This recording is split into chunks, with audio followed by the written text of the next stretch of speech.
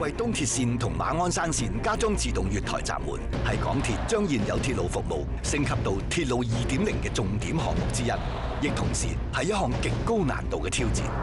東鐵線部分月台係弧形嘅，列車同月台之間空隙相對較闊，亦要考慮月台嘅負重情況，所以先要拉直同埋加固月台，至可以加裝閘門。好多城市可能會封咗成條鐵路線去進行同類型嘅工程。為咗維持日常服務同顧及附近居民，再配合日常鐵路維修工作，工程團隊會喺每晚收車之後進行工程。每晚只係得大約2個鐘頭可以做工程。喺呢段期間，希望得到乘客嘅體諒同支持。喺工程完成後，大家就會有一個更舒適嘅乘車環境，同埋更優質嘅列車服務。即刻上網睇下工程團隊點樣接受月台限時挑戰。